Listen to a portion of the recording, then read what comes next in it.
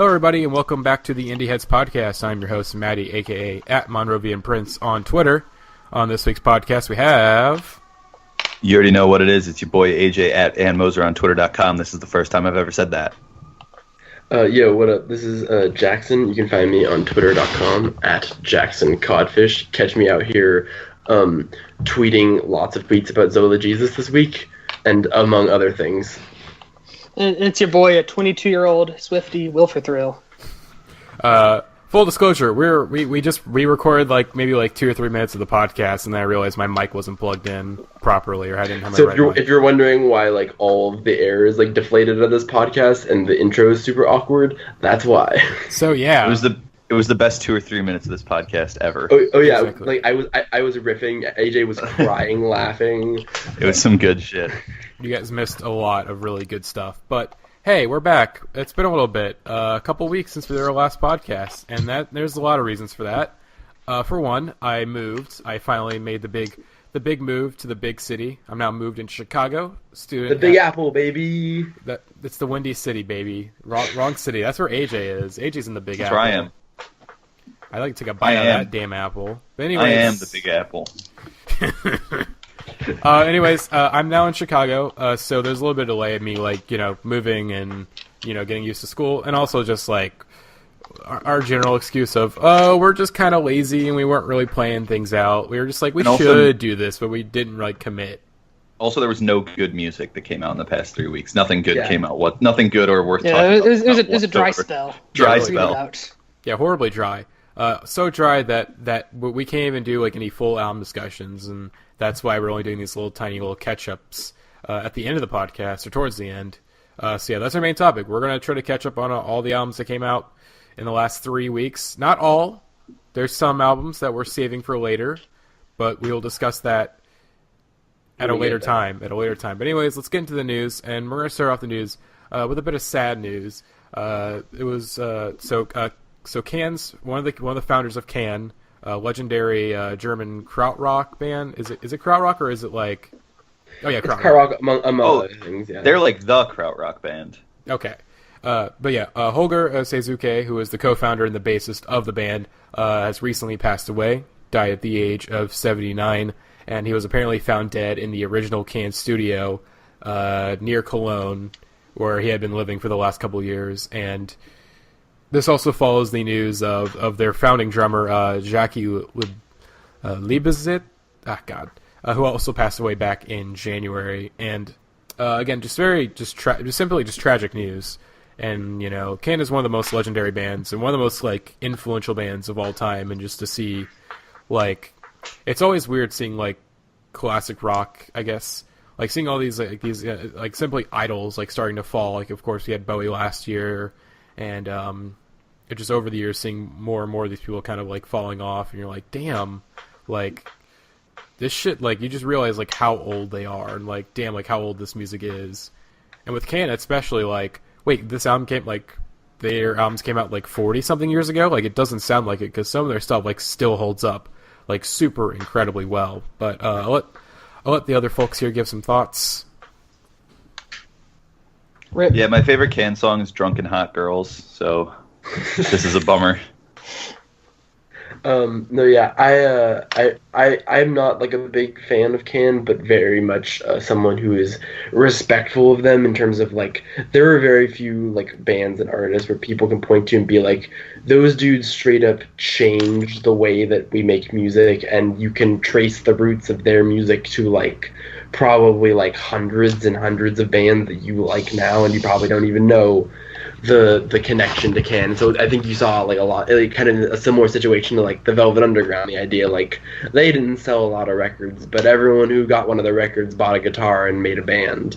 That kind of a thing where they were truly influential to the other musicians that we all listen to now. And so I think it is very important to pay big specs to the Holger and Can and all that. Yeah, it's a bummer for sure. Speaking of the deceased, as you would say, Walter Beck of Steely Dan, co-founder of the band, died last Sunday. Real. Pour one out, peace, the Steely real Dan. one. Steely Dan is extremely good. Yeah, this is a bummer. Yeah, I think Joe's eyes are big Steely Dan head. Steely Dan stan. But anyway, next bit of news though. Oh, I'm excited for this. Some slightly happier news. Ezra Koenig. Only slightly though. Yes, slightly happier, depending on who you are. This either is very happy news or like very dreadful news. But Ezra Koenig, he has said that the new Vampire Weekend album is now 80% done. But that's not what we're going to talk about. We're going to talk about the fact that he announced a new anime series on Netflix called Neo Yokio that stars Jaden Smith. Of course, Ezra Koenig is the creator of this show, and the trailer dropped over the weekend or over the past week. And I just the absurdity of it all. Like I'm speechless of just like, wait, this is a real thing. I'm endlessly just intrigued about this. I could imagine it being terrible. Like, I'm very aware that this could be really bad, but at the very least, I'm gonna give it a shot. Like, and so I would like to disclaim before people on the internet get mad at me. I am not what you would like to call a weeaboo. I am not an anime head. I don't. When people were talking about the show, they're like, "Oh, the art direction looks terrible." I'm like, I'm not really an expert. Yeah, 'cause it's anime. No, but whatever. Anyways. Yeah, the trailer looks great, but unfortunately, all anime is bad. So I can't get too excited for this. I think I'm just excited about the fact that like the idea of it in concept, not just that it's like, oh, it's an anime with Jaden Smith. I think the cool thing about it is it's an anime that's like a surreal fantasy version of New York City in like this kind of future world, but there's also like occult stuff going on, but it's also like it's supposed to be like a representation of like real New York culture in this kind of fantasy world. Like in the trailer, there's like a shot of like Madison Square Garden. It says the Neo Yokio Knickerbockers and stuff, and like they have Jesus and Mero in the show as characters, which is just like, and it's like a very cool way that they're like, it's like, yo, what if we take like New York City and like and not just like a lot of like anime things, it'll be like Metropolis and it'll be like New York City, but it doesn't share any of the like cultural like parts of it. And so I think the idea of just like, yo, what if we did a New York City anime is like kind of cool, and I like it. And at the very least, I'm gonna watch it because I will support anything Jesus and Mero do. The brand is Brolic. The brand is so fucking Brolic. God Dude, damn. what I'm disappointed about is that this is it confirms that Ezra is a weeaboo. It does, but I mean, so I don't know if I can continue to support the Vampire Weekend. Just I would look at his face. I would have bet like a good like $25. I know, like it pinned me for a while with some anime or something. It just makes sense. You know what I mean? Just you look at his face, like yeah, he watches anime for sure. It's a bummer. It's always a bummer to find out that someone you trusted was into such vile. Never meet your heroes. Never meet your heroes. Yeah. All right. Hang on. Quick bit of breaking news. As of us recording this, and we're recording this on September 9th, 2017. 2017 is 69% done. So nice. Oh hell yeah, brother. Nice. But more news. Michael Gira. So we've kind of known this, but this is sort of more of an update on like what's happening with Swans. And Swans, they're playing about 3 or 4 final shows in Brooklyn or New York City, and Michael Warsaw. Warsaw. Hey, Jay, are you going to one of them? I do not have tickets yet because I might be out of town. But if I'm in town, I will definitely go to hopefully the last one. You still haven't gone to a Swans concert, have you? I still have not gone to a Swans concert, so like this is a real bummer that I might have to miss all 3 of these. But I'll be making up for it in spades. Oh. Yeah, I'll be like in Detroit that weekend for Arcade Fire, LCD Soundsystem, Japandroid, Cloud Nothing. So we'll see what happens. Okay. But basically, Michael Gira's quote is that he will be. So the quote is, "I will be rethinking Swans completely. I will continue to make music using the name Swans with a revolving cast of contributors, but as a fixed group, the longest consistent lineup of Swans, will be finished." So basically, it's like I'm turning Swans back into what it was initially. It was me and a bunch of random musicians. Which is, considering that that's kind of how Swans has always operated, it's more of just like, it's kind of going back to how it was. Because the way that Swans was for this, I guess the reunion over these past couple of years has definitely been like, this is unusual. Like, this is not how it's always been. Yeah, and I think it's also just kind of he's marking an end to this sort of era of Swans. The kind of was it a trilogy or was it 4 albums? Trilogy. It was 4 albums, but like there's the core trilogy of the Seer, To Be Kind, and The Glowing Man that people will remember it for. Exactly. Yeah. And so I think he's basically saying, and I like the idea of like bringing in new members, and kind of doing something else, because I love The Glowing Man, and I'm higher on it, I would say, than most people are. But I also definitely, like, as much as I love Glowing Man, I'm also like, this was amazing, and now I would like something different from the band, because this is kind of it feels very like climactic of those 3 albums. Like this is the last thing that this kind of trilogy needed, and now we need to like move on to something different for them as a band. I'm going to, like, with no real basis, I'm going to assume it's going to be kind of a folksier singer-songwriter direction, like kind of like Angels of Light. I could see that. I'd be into that. Yeah, I listened to To Be Kind for the first time in like over a year at least last weekend, and that absolutely goes. And so I don't really know like what. Because, I mean, the music that was on The Glowing Man and, like, some of the stuff on To Be Kind has existed for a really long time. So I don't know if what he's saying here is basically that just, like, they're going to start writing a lot more new stuff, or, like, he's going to start writing a lot more new material. But I don't really get the whole, like, this iteration of Swans thing. I mean, obviously, until we have new music, it'll be hard to tell what that sounds like. But I imagine whatever they come out with next, you'll probably be able to listen to and point at and go, yep, that's Swans. I can't imagine it being like too different. Like, I mean, even on I get what you mean. Even on like My Father Will Guide Me Up a Rope to the Sky, there was that folkier, bluesier stuff that Will was talking about. But like even that still sounds like Swans. I mean, like, I think it's going to sound like Swans. It just won't sound like Glowing Man or To Be Kind. I don't think. Like, I think he's going to take a push lanes a little bit. I am interested to see where that goes.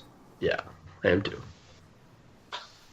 But exciting news. This one we were kind of debated putting on the podcast because we were maybe going to wait, but we got to talk about it. Björk, she's putting out a new single on September 18th called The Gate.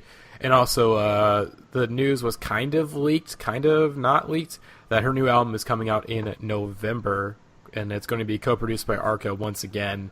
And we discussed this before the podcast that we're just very, I mean, I think everyone here, well, not everyone. Will is. I am very excited. But it might have a good song on it. God damn it, Will. No, I'm very, very excited to this album. It in many ways, not only I like that Arca's on it as well, because it's basically like, as what she's talked about, it's basically like the sequel to Vulnicura, and the idea that Vulnicura is an album going through before breaking up, during a breakup, and kind of after a breakup. And this is sort of, she's hilariously described it as her quote-unquote Tinder album, but basically the album is about like kind of when you emerge out of that dark place and you go through that traumatic breakup experience, kind of rediscovering yourself and rediscovering love in a new exciting way. And so it's basically going to be like Vulnicura but not really sad, which I'm here for. I'm ready for this life-affirming Björk album to hit me with everything it's got. How much do you think Björk fucks? I'm not even meaning like just like how much do you think like a 50-year-old woman single but Björk? I don't know. It's kind of a weird question. Every day is the answer. It's every day, bro. It's every day, bro. Jake Paulers. We're still here. The strongest army on the earth. Speaking of really strong armies and lots of people tweeting something, there was a news item this week about a band being on the internet. Which band was this? My favorite band of all time. My favorite band of all time, Death Grips. They're online. Death Grips is online. I missed literally all of this. They're online. Someone has to help me. Okay, AJ, it's literally just they start retweeting all day long. People would just tweet Death Grips are online. Are Death Grips online? Or Death Grips is online? And they would just retweet every single tweet. At 2 a.m., Death Grips just tweeted Death Grips is online. and then everyone started tweeting it, and then they retweeted anyone else who tweeted it, and so people started retweeting. So their feed is like 300, 500 tweets of just people saying Death Grips is online. Immediately. I turned off retweets. I had to. I got that sweet retweet from them though. I was happy. I didn't. I didn't. Because I was asleep when this all went down. So no, I woke up in the morning and I was it's been down like nonstop since then. Yeah, I tweeted it like 2 days later, but the thing is, I waited until they were retweeting people, and then I tweeted it. See, I don't know the time because I muted because I turned off the retweets. That's fair. That's a fake fan move there. Fake fan move. Yeah, look at every single one. So I'm excited. No, I don't know what it means. I'm guessing this is some kind of promote. I know they're going on tour this fall. There's no way to ever like what if you're ever trying to like I wonder what this Death Grips PR move is. It's probably just them fucking with you is what it is. Album coming soon. It means that they are ready to start fucking with us again. I actually hope they don't release an album this. So far, every year since 2011, they've released some sort of project. And I guess if you count what was the thing they released this year? Steroids. I mean, if you count that, I guess that's the project. But I don't think Steroids fills the quota. It's got to be a full album, and I think there's going to be an album before the year ends. I think there's going to be an album before the year ends. There's got to be. I mean, I kind of hope just so that I can kind of miss them. I still don't quite miss them. See, I need to want a Death Grips. I think Steroids brought a lot of love back that was missing. Like on Bottomless Pit, I actually re-listened to Bottomless Pit like a few weeks ago, and I was like, dang, this album does not hold up like at all. Like it got worse. Like it was never good. I like that album. I still like it. I am of the opinion that it is like an above average Death Grips album. Even I think I don't get why people don't like Bottomless Pit, but that's just me. Also, I think that it's like. I really love Death Grips, and I love like their kind of like revolutionary thing where like every album is different, but like I have a favorite kind of Death Grips album, and it really is just like Money Store and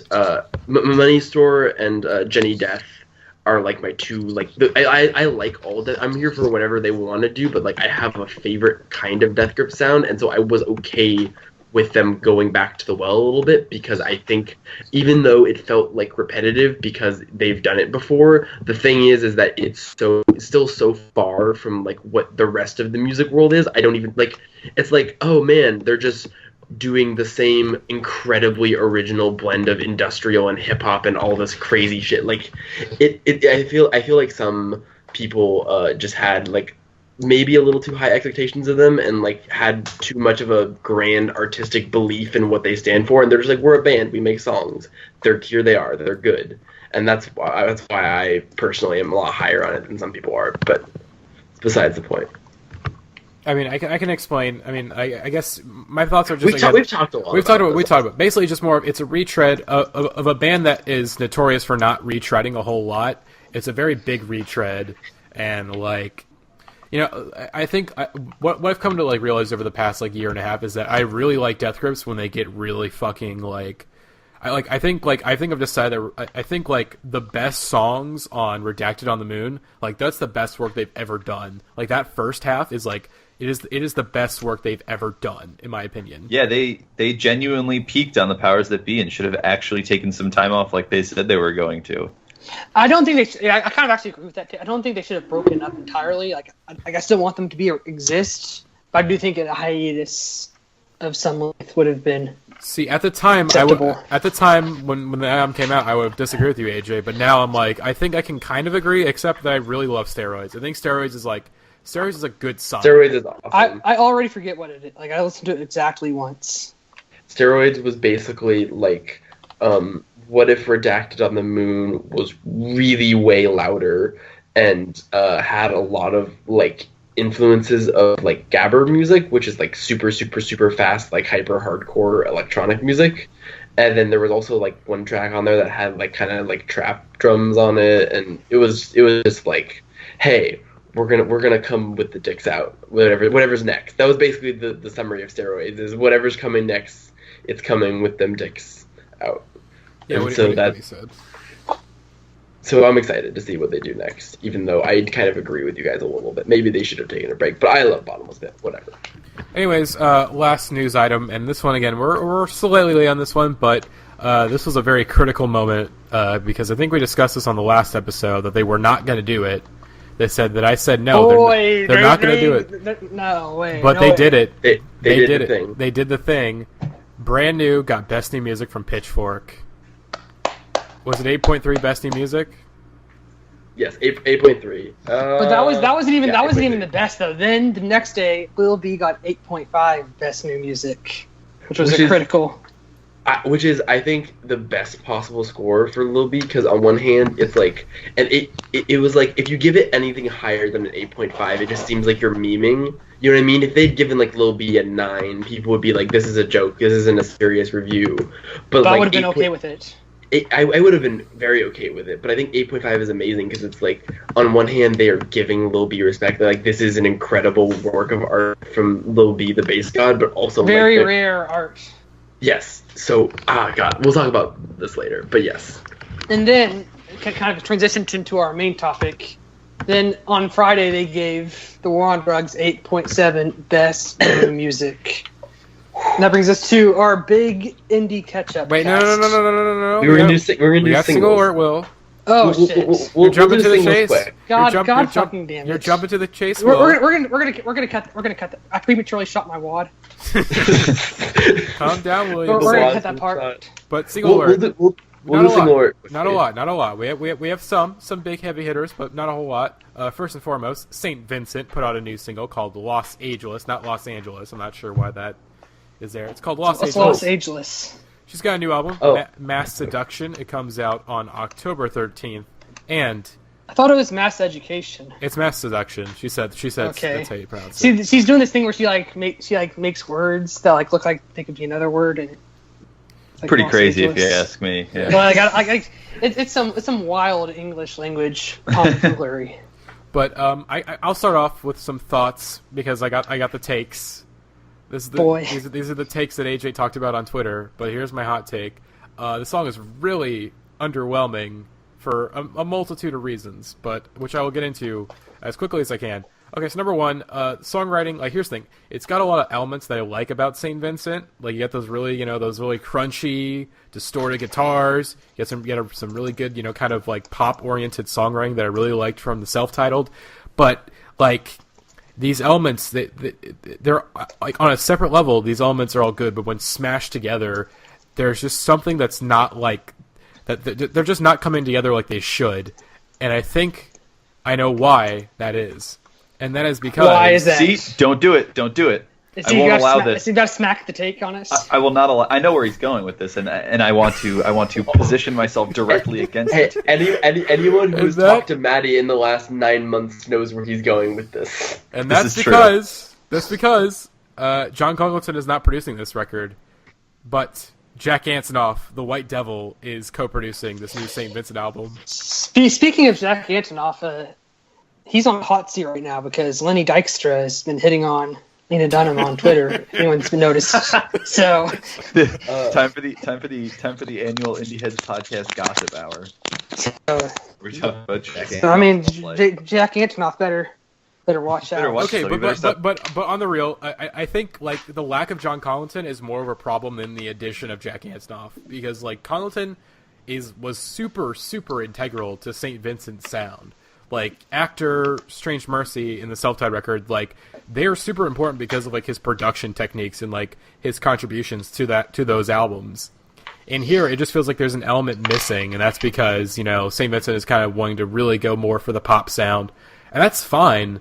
Like if she wants to do that, she's well within her right. I can't stop her from doing that, but I just don't think Jack Antonoff is the right partner to do this with.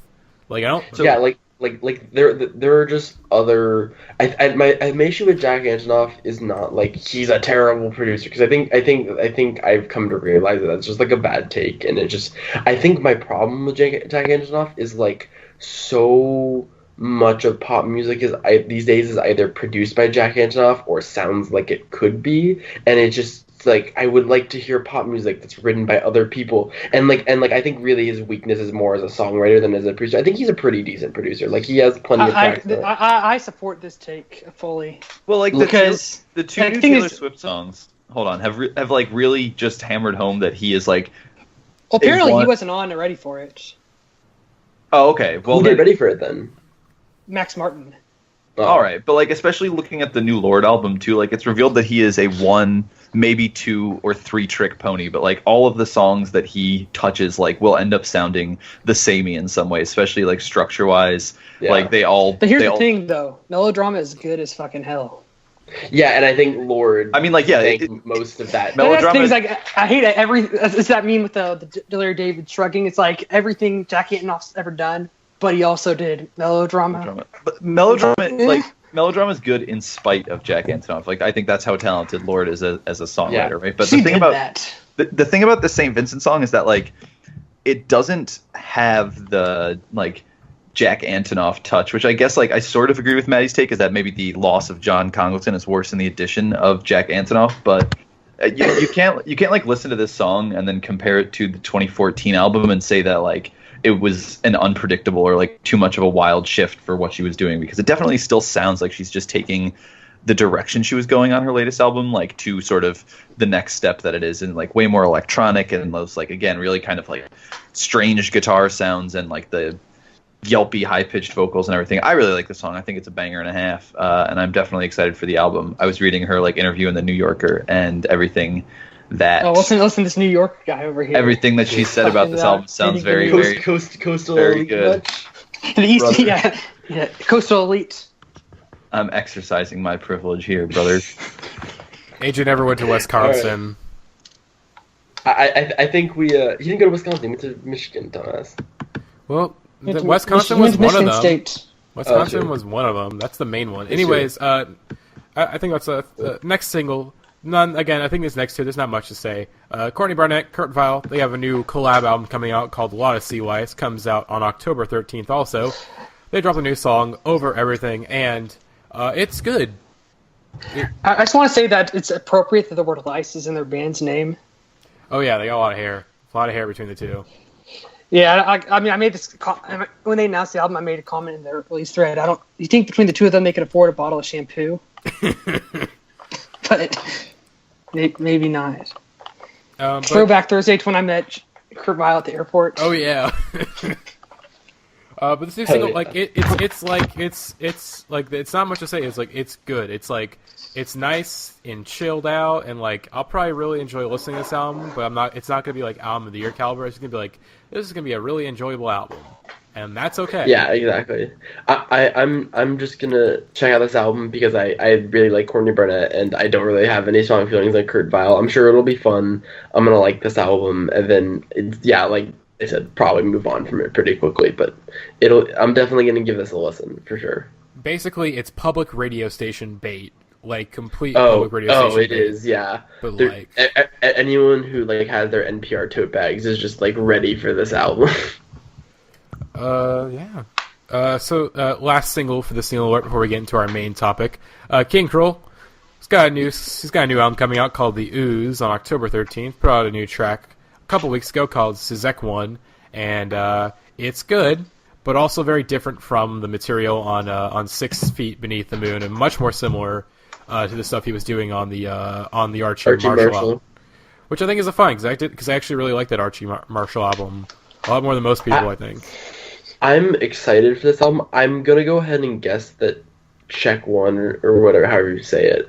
I'm gonna guess that this is probably like a red herring as a single. I'm gonna imagine we're gonna get a lot of different stuff on the album, because I think the decision to go back to the King Krule name is like the other project kind of ways for him to like experiment with those other kinds of sounds and those more moody kind of atmospheric things going on. And then I'm gonna go ahead and go out on a limb, and I think that like he's going back to the King Krule album because he wants this, because he knows that like if he puts out an album as Archie Marshall, it's not going to be as big. So I think he took time to like dabble in those other sounds and do other projects, and now he's going to bring some of that back to the King Krule project. But I imagine we're going to get some of that same stuff we got on 6 Feet Beneath the Moon. And I like this single. It's a weird choice as a single because it is so like slow and patient and like dark and kind of spiraling with the pianos and stuff, and I think it'll take some time to grow on me in the context of the album, but I'm excited to see what like how it fits into the album. Yep, I've never listened to a King Krule song in my life. That's a fun fact. He's the dude who's British and just has this. Like, he looks like the guy really deep voice. You fucking what? Non. He's that dude. He's the dude with like the. He has one of the most distinct voices in like music, straight up. Like it's just like, oh, that is a King Krule song there, easy. I listened to that Archie Marshall album like once when I was going to sleep. That's a really good sleep album, honestly. Yeah, no, it was fine for that, I guess. But now here we are. The main topic. It's the big indie catch-up cast. We have a lot of albums to talk about. We got some heaters, we got some stinkers, and we got some under the radar stuff that you guys need to listen to. So it'll make you laugh, it'll make you cry. And we're gonna start things out with the deepest nut of all. Oh, they say that the first note is always the deepest. The first understanding is always the deepest. The motherfucking War on Drugs, baby. Album of the year. I don't Number agree, 2, second place. Yeah. That's actually probably more accurate. But still, this album is so god. Remember when it was like? Remember when we recorded a podcast that was like, damn, I can't imagine an album like better than Science Fiction by Brand New coming out. And then like 3 days later, the War on Drugs was like, well, hold up now. Hold on, just 1 minute. Yeah, stay holding on. So this, for audience, the first thing I was like, did anyone else read that Stereo Gum review? Mm-hmm. Yeah. So basically, the thesis of that review. Let me look it up just to get the exact term. But basically, it's like, in order for that album, for War on Drugs songs to work, you need every single element. There's not like a song underlying and then elements added on top of that. Everything you hear within the track is the song. Yeah. Like you can't just cover Up All Night. Everything that happens on this album is so purposeful, and like every note is so carefully placed. Like every instrument comes in exactly like you're like, oh, it couldn't have been a second sooner, and it couldn't have been a second later. Like it just fucking hits. Yeah. So everything on this album just hits like so good, and it's a consistent streak of just like new highs that are like, oh, they did that. Like, oh, that chorus is coming in. Like those guitars are starting there. It flows incredibly well. It's called Taiji is what this is called, where everything matters. Anyways, go ahead. Sorry to interrupt. No, what's it called? I think what that comes from is that when you have a band where it's like you've got a band leader in Adam, I think his name is Adam Grandiseel. Adam Grandiseel, and so like he is like in charge of the band, and but then he has a whole bunch of dudes to play with, and so he's the one who's writing the lyrics and singing, and he's kind of putting it all together and crafting it around him, and then he has all these bandmates to kind of help him put it together. And I think that's why you get such a consistent, strong vision when you have someone like him that is just so incredibly just gifted as a singular artist, and then he is able to like mass orchestrate the rest of the band around himself in a way that just like it's ridiculous how many memorable moments there are on this album, but also how it all kind of just sounds like one dreamy ass Sunset Drive. Something that's like also very impressive about this album is I think Lost in the Dream from 2014 is one of the like only few modern rock albums that like is almost inarguably sort of a classic. Like that's one of the very few kind of classic like champions of indie rock that we've had in the past, like maybe even 5 years or something like that. Like capital I, capital R indie rock. Like there are guitars on this album, and it's a damn classic. And so for them to almost top it, maybe I still honestly haven't decided if I like this better than Lost in the Dream, but I think it's definitely like on par with it, and they both do things differently. I do think A Deeper Understanding is like maybe one song too long, because it's like I think Lost in the Dream's like an hour exactly, and this one's like an hour and 6 or 7 minutes. So I don't know what song. Maybe like every time I listen to this album and Clean Living comes on, I'm like, damn, this is such a good closer. And then I go, that's not actually the closer. There's another song after this. So I will say you don't have to go as my least favorite for sure. Yeah, maybe I Most think certainly. the album definitely it is very tough to come after Thinking of a Place, which when they first released that and it was like, yeah, we're getting a 12-minute War on Drugs song like as the first single, it was like, okay, they are not fucking around. They are not. They are coming for everything. Like With the dicks out. Yeah. Hey. And that song is so good, but the way this album opens too, I think like the first 5 tracks are like goddamn hit after goddamn hit, and Holding On. Honestly, the first 7 songs, honestly. Yeah. All the way really. through Thinking of a Place is incredible, and the last 3 songs are good. I actually really love In Chains. I think In Chains... In Chains is good. I think it does suffer from having to come after Thinking of a Place a little bit, is probably why it feels a little underwhelming, but I think if you would put it in a different place in the track, you'd be like, damn, In Chains is awesome, because it is. But I think it's just like...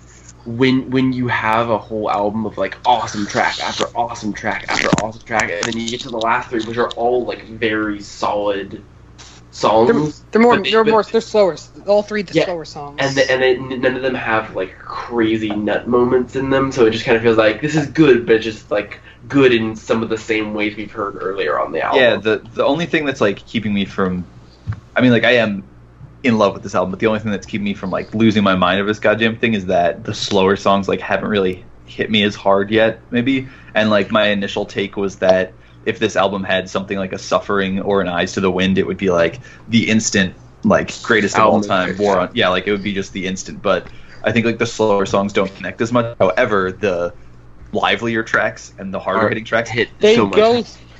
Holding On. You're gonna do it. Okay. To Let's start with I Holding On. want to walk through it quick. Like the guitars on Knocked Down are so good, especially just like right from that first sweep in there. But like, or not. I'm sorry. Nothing Defined is the one I'm talking about. Nothing Defined. When the first time I heard that guitar solo, I guess. Holy hell! No, I did like a maniacal laugh, like the. I was like, oh my god. So I do that. Holding On is like this fucking relentless train ride of a song that just keeps like fucking barreling and barreling and barreling and barreling, and then you hit like it's like 3:29 and the guitars like are escalating in arpeggio, and you're just like, oh my fucking god. Every single time I listen to that song, I'm like, oh my fucking god, how is this real? Like this is so... actually a Bruce Springsteen song. Yeah, like everything on this album too is so clean. Like you can hear, if you kind of close your eyes and you're like, oh, I'm gonna focus like on the drums when I'm listening to this. Like you can hear them. You can't. Well, no, like everything is so perfectly you produced. can hear everything, but it also just kind of like all of it's so much more than each of the individual things. It's just like there isn't like, oh man, I love the guitar here. It's just like, oh man, every part of this song is consuming my soul right now. Yeah, Will and I were like talking about this on the chat, but it was like the War on Drugs are a band where like before you listen to a new song by the War on Drugs, you know exactly what it's going to sound like. But it's like the best song you've ever heard, so it doesn't matter. Like, they are not a surprising band; they are just a consistently impressive band. And on A Deeper Understanding, they are like at their peak, I think, of just like all being instrumentally together, especially like the songwriting. I just really still haven't decided honestly if like because Lost in the Dream has that like ambient, reflective side to it from like the earlier stuff, but. As far as like capital R rock goes, A Deeper Understanding is some hard fucking shit. Yeah. One way I think that I'm still kind of the same boat where I can't decide which one's better because they both have different strengths and weaknesses. But one way I think we can all agree it's better is the production. Yes, Adam, he used they signed to an Atlantic major label, and he used that money, used every last cent to the best possible. So I think we need to put him in the same category as Kevin Parker, honestly, at this point. This album actually great does self-produced. That's a really good point. This album does remind me of Currents a lot, especially like Holding On. Almost sounds like a song from Currents. What's it called? So I listened to. There's a really good interview. First of all, don't listen to any other podcast besides ours. But if you've listened to every single episode of the Indieheads podcast, every one of them, and then you're like, man, I can't wait to do one, and you're waiting for something. Then at that point, go listen to. There's an episode of a podcast called The Watch, which is on the Ringer Podcast Network. Chris Ryan and Andy Greenwald, and they did an episode where Chris interviewed Adam for the podcast, and they basically talked a little bit about like the making of the album. And so this album was made entirely in LA. He moved to LA into like the Silver Lake Echo Park kind of area, and they built a studio that is like now the studio they used for the band. So this is now their new studio that is entirely. Well, like, didn't they record in New York too though? Like I know they did like I think they did a little bit of recording in New York, but this album almost entirely was made in Los Angeles. And like a couple of like music publications have kind of talked about this being their LA record, quote unquote. Yeah, it's definitely lost some of like Lost in the Dream is like that album is Midwest as fuck. That album like it is, specifically for me, I lived in Pennsylvania for like a very, very brief bit of my life, but like when I listen to Lost in the Dream, I am in goddamn Pennsylvania right now, like sitting in a river or sitting in the woods, like looking out at this river, like I can fucking visualize it so clearly. And A Deeper Understanding kind of feels more like modern and like is maybe their city album. I don't know, like I don't know LA very well at all, so I can't say it's like an LA album, but it's definitely like their city album. As someone who is a Los Angeles resident, Los Angeles. I listened to this album on a car ride about like 50 minutes just driving through the valley, and it was like late afternoon, and there is no better place on planet Earth to listen to this album. So it is like it's like you take like the kind of the sound of like Lost in the Dream, and like the way I like thought of it was just like you crack that bitch open and just pour all of the like sunshine into it. It's so warm in sound, which it gives rid of the dreariness of Lost in the Dream. I think it's a dreary album.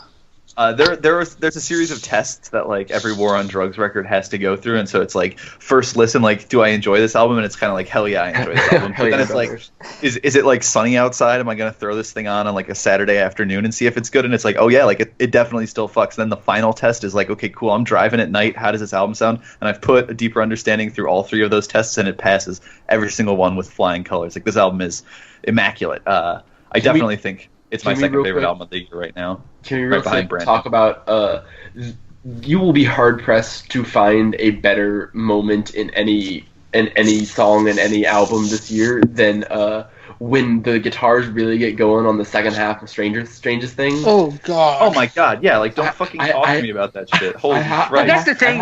I have to close my eyes every time that shit comes on. I'm just like, oh my god. Like the fucking xylophone sounds.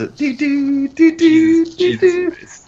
Yeah, like that's my favorite on this album by far. That's the one thing. Another thing, like besides like the sequencing, maybe the last three. Also, at least too many singles because like I've been at least half the album is singles. I've been the fuck out of those songs, and those are the like 4 of the 5 songs, or the first 4 songs of the album. Mm-hmm.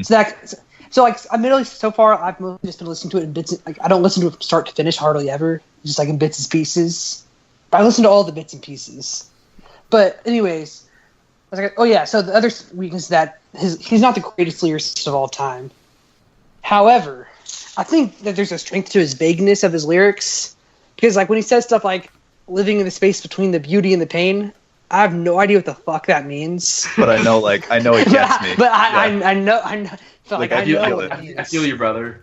Yeah, the lyrics are kind of like purposefully just sort of dense, and like almost in a way the lyrics are honestly the least important thing on this album, because it can mean like anything to you at any time, like depending on the context you're listening to the album in. Yeah, definitely.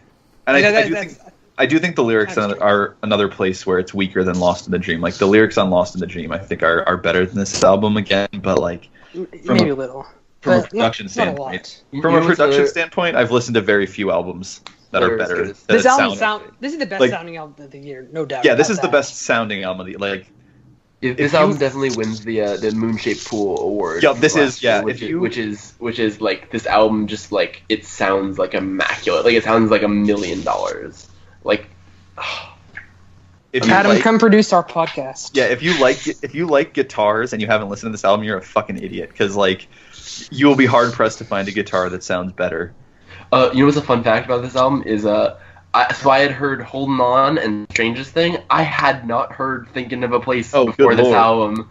And it just comes on. I'm like, oh, this is kind of a cool little synth intro to the song. And then all of a sudden, I want you to imagine the scene in Spaceballs where the ludicrous speed is activated and he's like hanging on to the thing. And my brains are going to my feet. That was what was happening to me listening to that for the first time. I feel bad for anyone too who buys this on CD or something and listens to Thinking of a Place for the first time without knowing that it's over 11 minutes long and just kind of being like, there's at least 2 false endings on that. Yeah, song. where the hell? If it ended there, I would not have that would been all right, this is the ending of the song. All right. Where's No, the song they kept going? And it's fucking oh going. no, it's still going. The It song was is not letting me loose. that was a good War on Drugs song, and then they were like, "Bitch, you thought." Bitch, you thought. Hey, folks, I got a question. Ask. Do you think that Adam Grunewald smokes big doinks in Amish? Okay. Adam Grunewald smokes big doinks and Amish for sure. That's all I had to say. But I don't have much thoughts. Also, we'd be remiss to not. I mean, I don't have anything to say about it except that Pain. It fucking goes. Yeah, Pain also goes. yeah. So the best That guitar solo. The best songs on this album were the singles. Basically, the other songs are they're fucking War on Drugs songs, so they're obviously good. They picked the right singles for this album, and just having those songs in my life for as long as they have been, I'm like, yeah, this album fucking owns the War on Drugs. Thank you, basically. The War on Drugs own this ass. The War on Drugs owned this 22-year-old ass. Absolutely. All right, it's time to go on our next one. Our next I song. think it is. Yeah, I think we covered it pretty well. Next up on the list, the other big one. This is a big one. No, this one's a real This is a big one. dong. This is a big doink. We'll Probably see. the big one, and it might be telling that we decided to put it after we creamed over the War on Drugs album. We had a We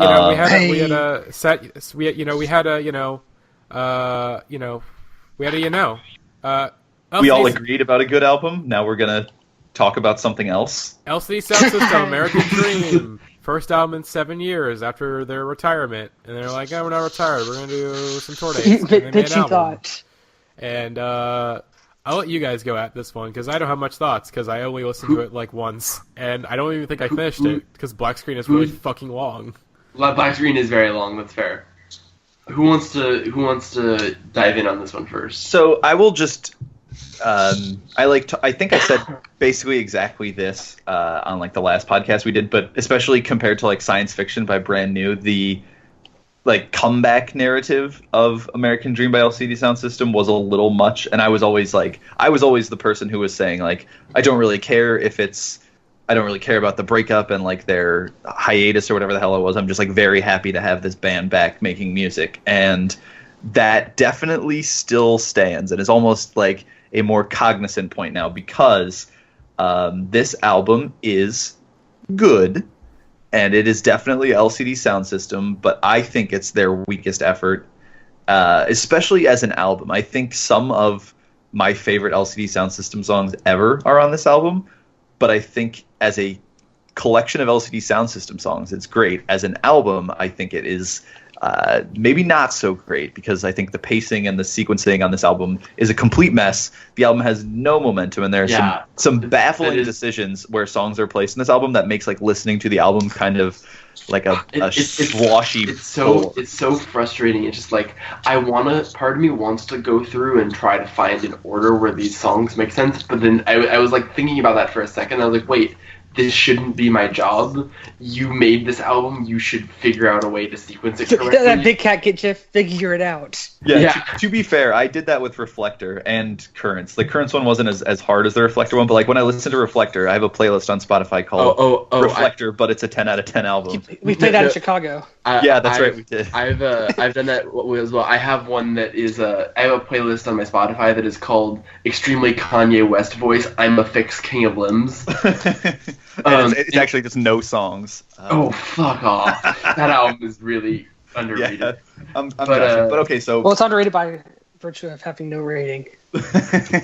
Anyways, yeah, with this album, just some super weird decisions, putting Emotional Haircut, which is the punchiest, punkiest song on the album, between American Dream and Black Screen, ruining any chance of an emotional conclusion that was so clearly naturally built there, would have been on par with the ending of Sound of Silver, basically, but instead like just throw Emotional Haircut between the two most like slow ballady like heavy songs in the album for some fucking reason. That's a stupid decision.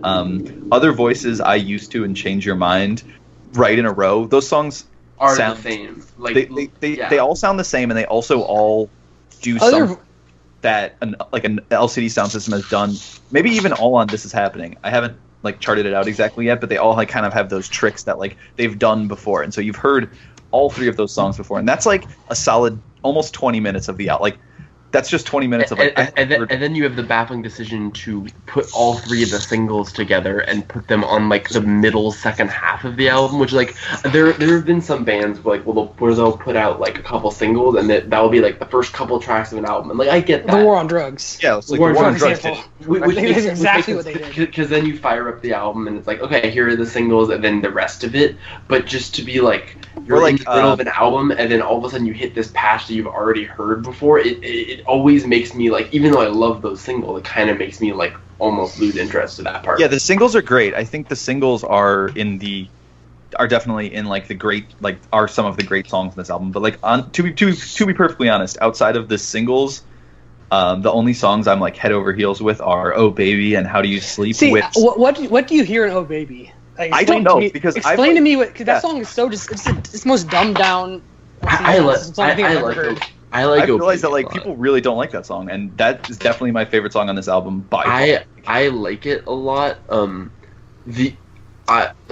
so I'll just jump into some of my opinions of it. So first of all, I am a little defensive of this album. I'm probably higher on it than all of you guys are, but I've also cooled down a little bit from where I was originally, and I've just kind of come to my take on this album is basically I need more time, just because I found in general with LCD Soundsystem songs and albums is just like they kind of need a while to fully unlock themselves for me, at least. When I first heard "Call the Police" and "American Dream," I'm like, these are alright, it's fine, whatever. And then like by the time this album came out, I loved both those songs because like you start to just like kind of learn all the little layers and grooves and things that are added. And you dive more into the lyrics, and it all just becomes this kind of complete picture. And for me, at least, like an LCD Soundsystem album takes a little while before I fully understand like my relationship to it. And so basically, I'm like kind of reserving, like I can't really rank it right now in my LCD rankings, just because I'm like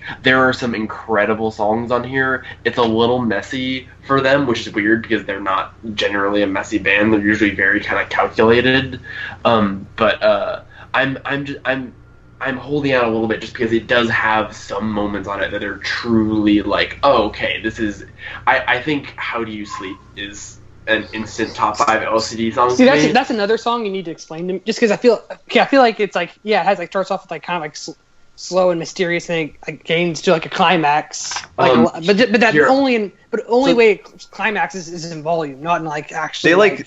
They finally went full New Order on "How Do You Sleep."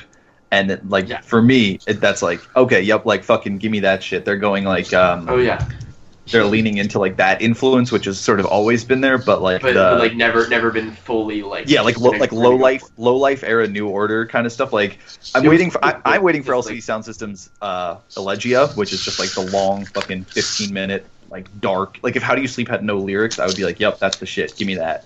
But. It doesn't earn the climax though. I don't feel like. I'm head over heels for it in terms. Yeah, it's one of the most lyrically interesting LCD Soundsystem songs too, because it's like it's about Tim Goldberry. Yeah, and it's their most like pointed song lyrically. Like all of their songs have always had that like sense of like regret or nostalgia or like playing with memory, and this one is very much explicitly like this song is about this person and how like you fucked me over and how like we are not friends anymore, and I do not miss you, and like I'm very upset with you. And it's like James Murphy, like give me that petty shit. There's a really great lyric where he says, I miss the laughter, I don't really miss you, or whatever he says there, and I was just like, god damn. And whenever he says cocaine, I'm like, yep. He says you dived in, you warned me about the cocaine and you dived right in. But for me, the way I would explain this song to you, Will, who's understanding it, is you see 1 step forward, 6 steps back.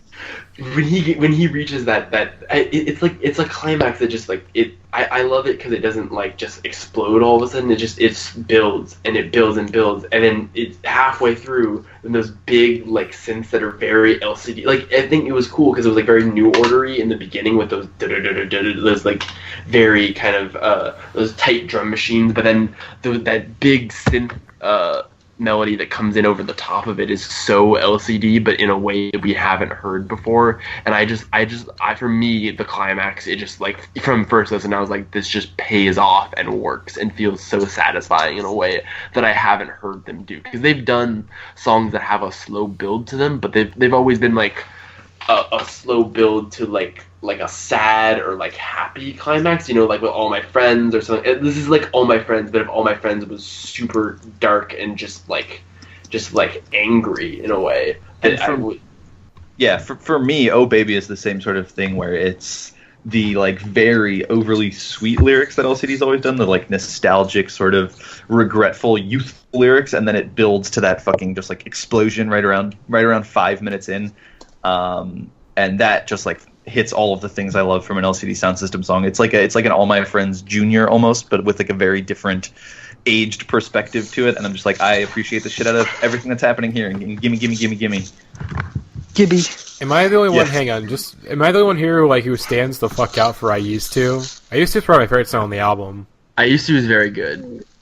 Like that one. That one hit me. It's fine. That one hit me the most. Well, okay, hold on. We haven't even talked about Nancy's verse on Other Voices. That deserves a shout out. Tell him, Nancy. Yeah, that's one of the best moments in the album. Okay, but it also has that probably has the worst moment on the album though when he says, "You're just a baby now," and he just ends with that. Oh, I love that. I hate. That's like me. It's like it's one of those classic like LCD just refrains where they just repeat it over and over. And for me, it works. I don't know. But that's a terrible thing. That's like the worst phrase to repeat. Like, you're just a baby now. I like it personally. He like does. I'm trying to think like what he. Fuck. I honestly haven't listened to this album maybe since like the weekend it came out, which was like last week. Jesus, but like yeah, I like flipped off this album really quick and went back to the War on Drugs and then like the new National album, but like I really haven't listened to this honestly. I've been coming back to How Do You Sleep a lot and a couple of my favorite songs, and then I gave it a couple listens that weekend and like a listen or two during the week. But I have like it's not even that like I hate this album. It's just like there's a lot of other music. Okay, yeah. So I'm being tough on this album, right? I'm being tough on this album because I'm a little disappointed as a stan. But like on the worst day, I would give this album like a 7.75. Yeah, exactly. That is like the worst. It is still entirely sung and produced by James Murphy. So for me, at least, I know some people like aren't like the biggest LCD heads, but like for me, it's like that is all I need from something. I just got to give a quick shout out before we move on that yesterday, or as of recording, September 8th, there was like a metric fuck ton of great albums that were released. I woke up, I looked at my Spotify, and I was like, damn, look at all these great new albums that were released. What should I listen to first? And then I put on Science Fiction by Brand New.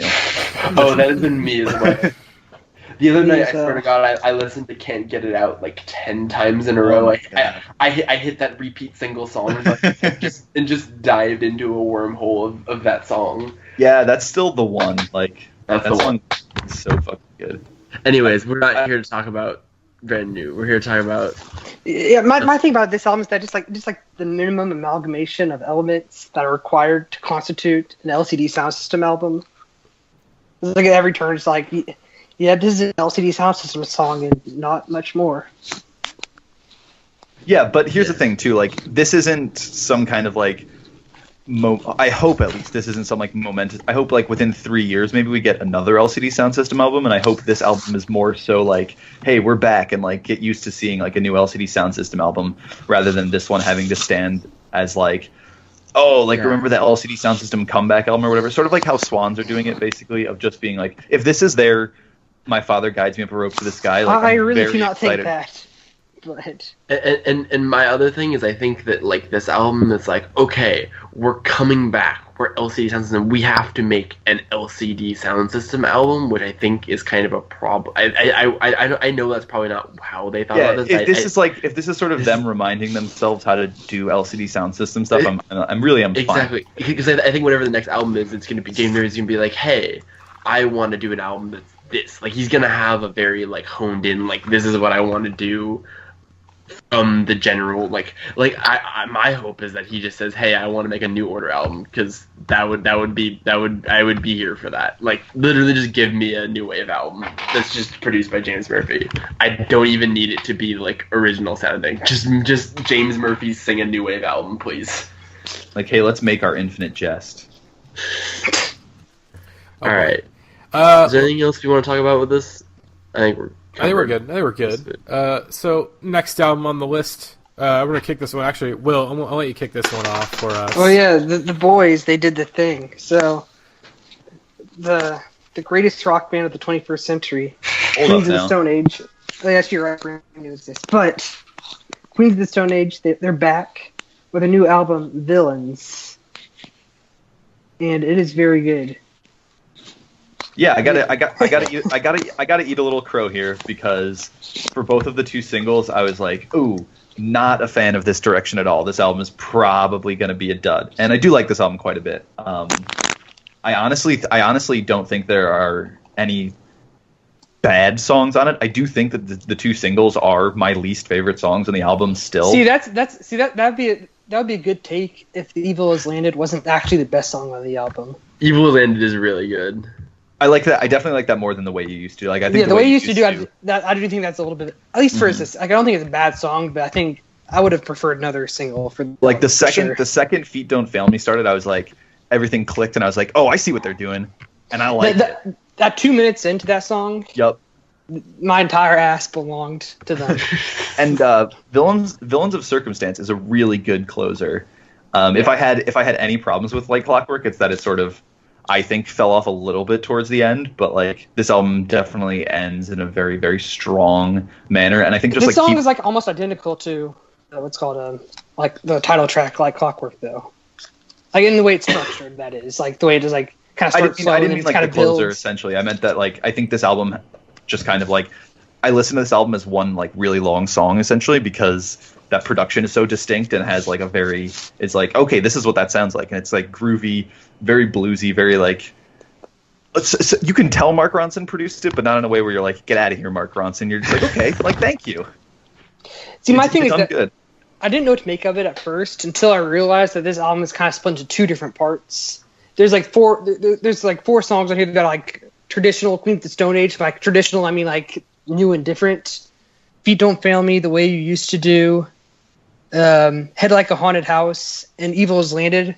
They're all kind of rowdy rockers, jams, if you will. But then the rest of them, I realized, are a lot like Post-Pop Depression, the Iggy Pop collaboration Josh Homme did with last and that year. album was good as fuck. Like, that album is good as fucking hell. I thought that album was very underrated. That was in my incredibly top 20. underrated, yeah. For sure. But Will. Drums. Oh, sorry. Well, you cut out for a second there. Oh. Okay, so yeah, anyways, these songs like I think like Domestic, like Fortress, for example. This could have just as easily been a track on Post-Pop Depression. It has that, it's kind of slow, kind of mid-tempo with the bass being the big driving force. It has a lot of balladry. That's kind of, this album kind of emphasizes Josh's vocals and lyrics more than I think ever before, I think, just because of the way it's produced. Yeah. I also like that, like, I think it was a smart, as much as this isn't, like, it didn't blow me away, really, I think it was a very smart idea to be like, okay, we just delivered, like, our magnum opus. Like Clockwork was this incredible, like, simultaneous, like, reinvention of their sound, but also, like, a, like, logical conclusion to everything they've done so far, and it's, like, maybe their best album. It's probably my favorite.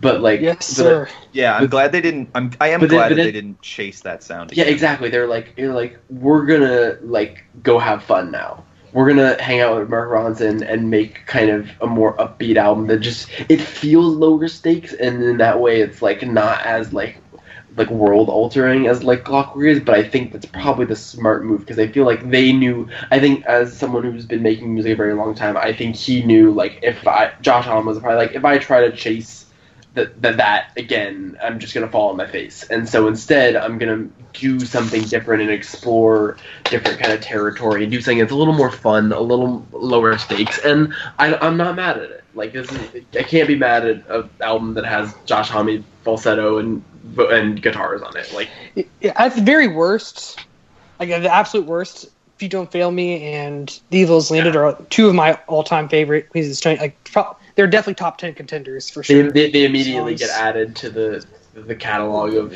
So and I still love a lot. Like, I mean, like, Domesticated Animals and Portrait. Head Like a Haunted House is a Head Like a Haunted House is one of my favorites too. I've been waiting for that one for a while because that was in one of the teaser videos they posted with just that very first drum break that comes in. And it's been around since Years Old. Like as a song, like he's been working on it for like a decade now, but he couldn't come up with lyrics, so he finally got it down. As soon as that drums those just kick in, like my blood gets like I'm just like, oh boy, we about to do it, and then I do it. The one song that's underwhelming to me is Hideaway. I don't think that one has very good tune. Yeah, Hideaway. A couple of my issue with this album mainly is that like there are a couple songs in here that are like kind of forgettable or like kind of underwhelming. And the thing is that when you have a 9-track album, that can feel a lot. Yeah, that's a big. I mean, it's just 2 or 3 tracks that are underwhelming. It's a big deal. If you're delivering a 9-track album, I expect it to be like very consistent. And this album, I do think this album is super consistent. I think it's consistent, but like there are some parts of it that are just like, like this is good, and this is more of the same, but just like I'm not like my blood isn't pumping. You know what I mean? I'm just like, this is good. Yeah, no, I completely get you. I agree. It's probably in the bottom tier of Queens of the Stone Age albums, but with that being said, it's still a very enjoyable listen. They have a very high batting average. It's honestly probably in my top 10 right now, maybe of the year. Maybe. Huh. Like it's like probably low in top 10, but in the top 10 nonetheless. I think. Yeah, I don't think I'm not that hot on it, but I guess like I'm just positive about it because I had such low expectations that I'm like, oh, it's good. Like I'm surprised that it's that good. I don't think it's that. It's probably nowhere near my top 25 at the moment, but I do really definitely my top, at least in my top 15 for sure. Huh. But I'm probably the biggest stan on this. Oh, for sure. You're the stan. Definitely. So I'm a big fan of the band. So just hearing the band, the boys, do it. They did the damn thing. They did it. Shout out to them. That was the thing that Big Quinn says. Like, shouts out Queens of the Stone Age. Keep doing your thing. Yeah. That's what I was trying to think of. That's why. If Josh Homme was listening, what would you say? Yeah. If Josh Homme. Yeah. If you're a fan of Queens of the Stone Age, I say definitely check this out. You'll definitely dig this shit. If you're kind of in the middle, I say still give it a listen. You still might like it. If you just absolutely do not like Queens of the Stone Age, I say give a listen to Feet Don't Fail Me and The Evil Has Landed. If you dig those at all, check out the rest of the album. If not, then it's probably not for you. And question, does it bump in the whip? This album 110% bumps in the whip. This album goes for sure. Like that was my first impression. My first impression with Feet Don't Fail Me was like, oh, this shit goes. Like that's a banger and a half. There's 2 bangers. A full 2 bangers. Right. Speaking of bangers, Will, you can take this next one as well. Oh yeah. So this one I don't have much to say about it. I'm not even sure if anyone else has listened to it. It's the new OCs. I heard one of the singles. It's not VOCs. It's just OCs. They are back with their new album Orc. I think this is like their 20th album or something.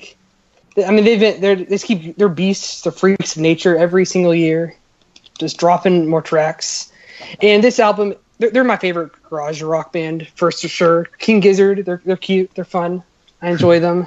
I still haven't listened to one of the King Gizzard albums released this year, unfortunately. Boy, every time I go to like King Gizzard song, so there's that. Every time I go to listen to one, I'm like, oh god damn it, there's another one. So anyways, back. So if you've ever listened to the OCs, you won't be surprised by a thing here. I mean, it's another VOCs album, but that being said, it fucking goes. I almost want to say this is their sludge metal album. Has a real sludgy feel to it, but still is definitively VOCs. Some of my favorite tracks on here are probably Static God, Animated Violence, and then Raw Optics is this badass song. It's almost like Moby Dick by Led Zeppelin with this just like long ass fucking drum solo in the middle of it. Everyone else just goes off. They have 2 drummers, by the way. TFW band has 2 drummers. Band has 2 drummers? Yeah. And they just go fucking at it for like 4 minutes. It's insane. So if you're a fan of the garage rock, absolutely. You've probably already listened to this. Give it a gander. All right. Next up on the list, this one's a big one. This one's a big one for our demographic. Alvvays got a new album. It's for our stupid fucking listeners. Yeah, for our idiotic listeners. Our stupid fucking audience. Hey, Love my fans. If you're listening to this right now, turn it the fuck off and stop listening to us, you cowards. Fuck you. Actually, don't, because I haven't talked about the Zola Jesus album yet. Stay for that. Y'all don't smoke y'all don't smoke big doinks in Amish. It doesn't have to be like this, Matty. Anyways, always new album, Antisocialites. My thoughts. It's good.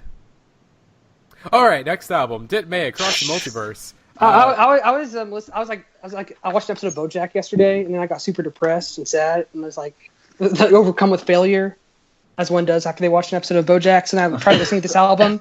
They're just like so like bright, it just pissed me off. That's my review of the album. It's like fuck this band. Will is mad, red, and nude on the line right now.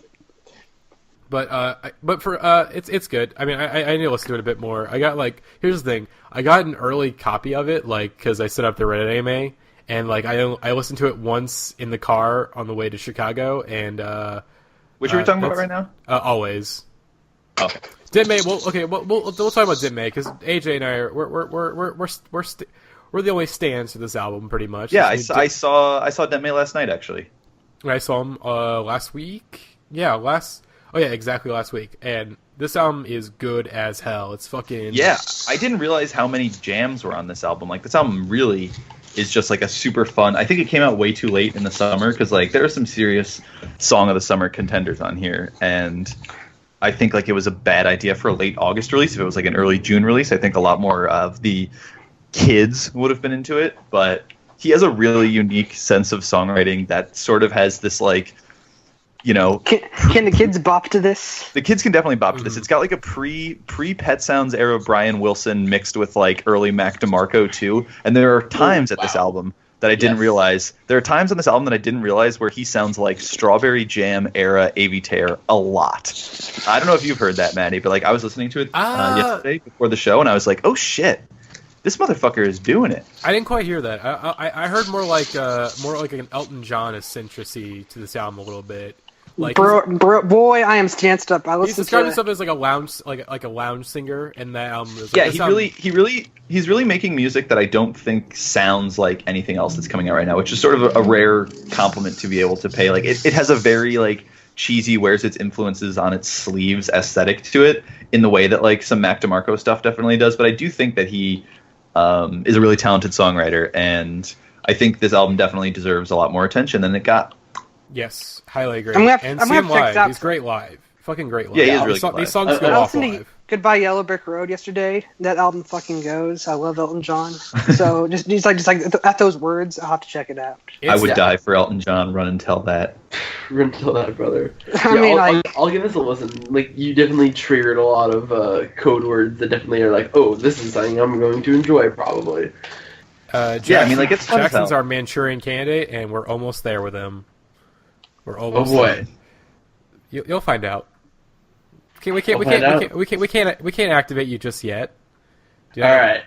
But yeah, this album, Dit May, Across the Multiverse. Go listen to it. It's very fucking good. Well, Matty, I'm about to be activated as fuck right now. Because we're about to talk about the goddamn brand new album from Zola Jesus, Okovi, which I believe.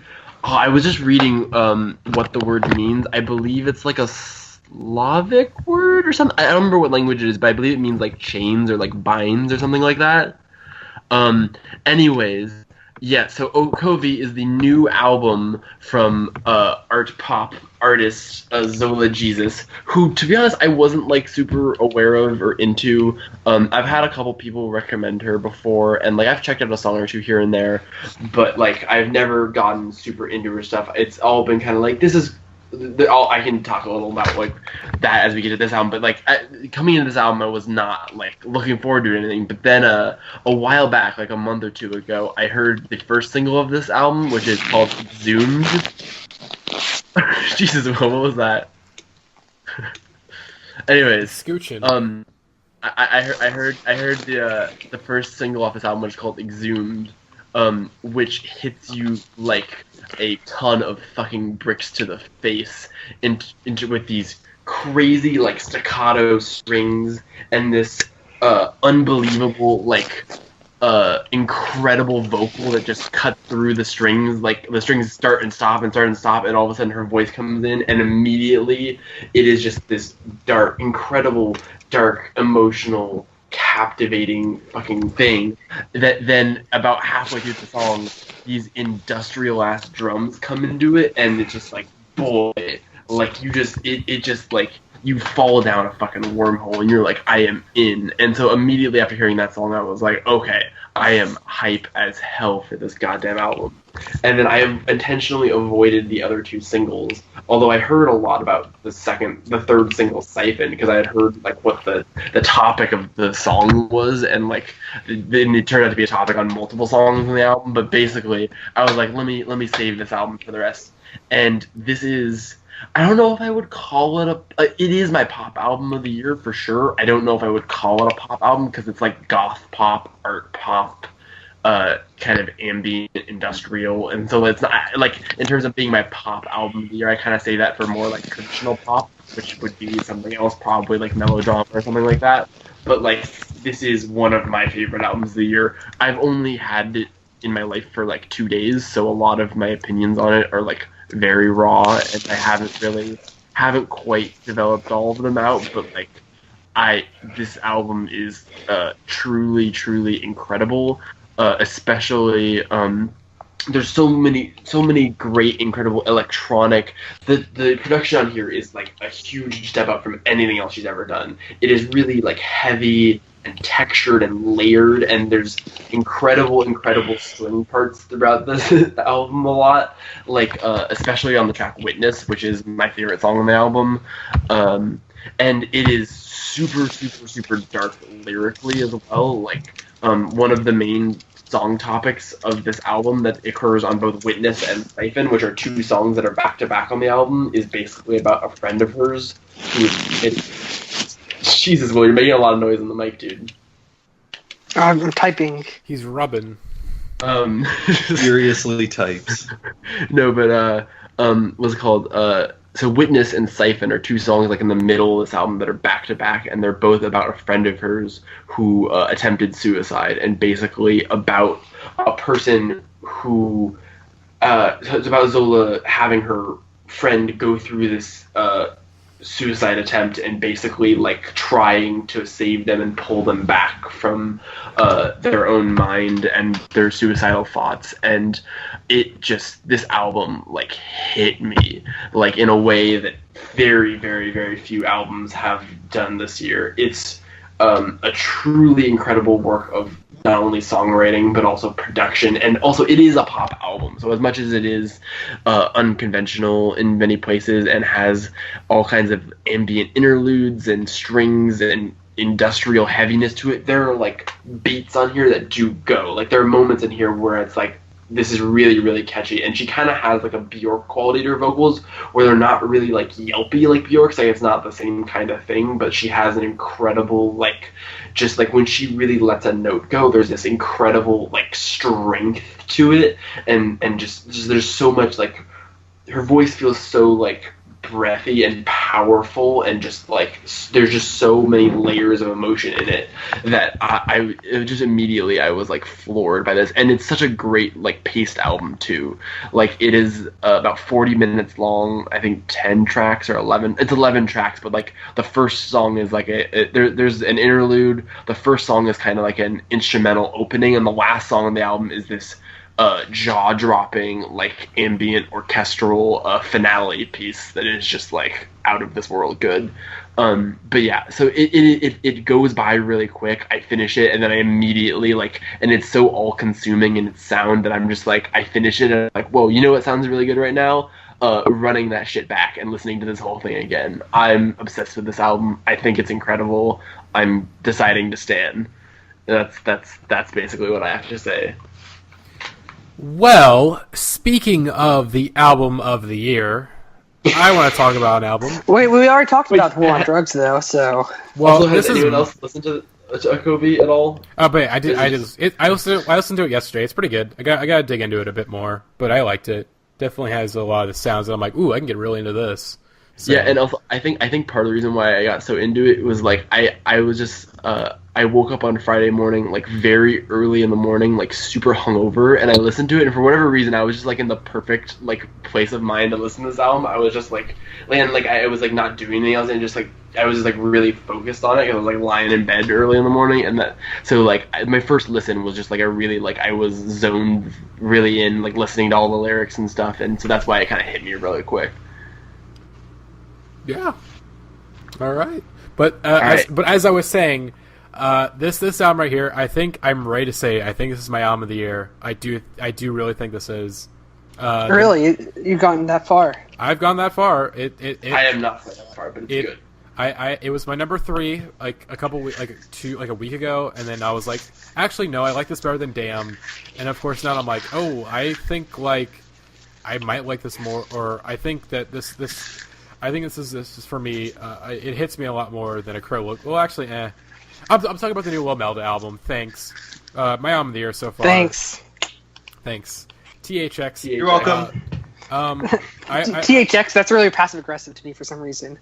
Like, it's cute, Will. It's cute. But this album is fucking incredible. We did an interview with Lomelda a couple weeks ago, which now makes a lot more sense because the album is out and we talk about the album very heavily on there. So I recommend listening to that interview. But my own thoughts that have kind of evolved a little bit. But yeah, like I said, this album got sent to me early by her publicist. Listened to it, just fell in love right away, and just since then it just keeps growing and growing on me. Especially with my recent move to Chicago, I've been having a little bit of an anxiety about moving, and it's kind of scary, for 20 odd years. Living with my parents and being used to this kind of lifestyle, and then have that be completely flipped, upside down in a very short amount of time. And it's been a lot of transition, and I feel like this album, in retrospect, has really been hitting me a lot more because of that. As this album, it very much deals with what, Jackson? Would you say that your life got flipped right upside down? Would you like take a minute and sit right there? Boy, it has been done. I was getting real serious trying to talk about. I was trying to see that. I was betraying. That was your first mistake, yeah. That is the Indieheads podcast, bitch. Matty, I will agree with you. The move to college, as much as it is it seems kind of like, oh, you're just going off to college and living in a dorm. It is very there's a lot of complex emotions that go into it, and I definitely see how you can as someone who really likes this Lomelda album, I definitely see how you can kind of relate some of those themes and emotions that are going on there to how you're feeling right now. Yeah, so the album it very much deals with both physical and emotional distance. And that again it really hits me right now because again, moving to Chicago, being away from my parents, I started dating somebody a few weeks before I left Chicago. Will, God, stop rubbing the damn mic. I don't know what you're doing, but stop rubbing it. I know, stop rubbing. But yeah, I started dating somebody that was really awesome before I moved, and that just there's been a lot of complications in my move, much more than I was expecting. And so this album, again, is really hitting me in that time. And, yeah, go listen to our interview. This album is album of the year. I'll probably have some more thoughts on it at the end of the year when we do our I'm not sure. I don't know if this will rank on the podcast awards, so I'll probably talk about it at the end of the year, but also I'll be doing a write-up on it for the subreddits, end of the year write-ups. So be on the lookout. But yeah, this album is really good as hell. It's so this is one of those indie rock albums that kind of is similar to me with the J-Psalm album from this year, where it's this album isn't really, like, musically isn't really offering anything new to the table, but it is a new blend of things that I've already heard before. Like, every part of the influence of this album is like, oh, I've heard a little bit of that over here with this artist and a little bit of that over here, but it's like the specific blend of styles and influences and like tone of this album is like, oh, so here's a bunch of stuff I've heard before, but kind of put together in a specific way that I haven't heard before. So I, like, when I first heard Interstate Vision, which is the first song on here, I was like, oh man, yeah, like absolutely 100%. That's my favorite song on the album by far. It's just so, like, there's a little Angel Olsen, there's a little bit of, Matt, who are you saying, like, were the main, like, influences you would say, like, other comparative artists? There's a little Angel Olsen here, but it's more, like, lo-fi kind of... Elliott Smith. Elliott Smith is definitely a big was a big influence on the album, and, like, I think, like, he's even name-dropped in one of the lyrics on the album as, Elliott Smith. It's got that warmness that Pinegrove has in their production, or just in their music. I would agree with that, yeah. And, of course, by the way, Lomelda, she is opening for Pinegrove on their upcoming tour, so, hey, go see Lomelda. I will not be able to see her, sadly, because I'm seeing them on, like, the second leg of this recent tour they're doing, where they have, like, Adult Mom and someone else opening for them. Florist. No, Florist is on the first leg. I don't think Florist is on the second leg. Oh, okay. I'm seeing them at Florist, so... Which I'm sad, because I want to see Lomelda, because, again, I really love this album. But...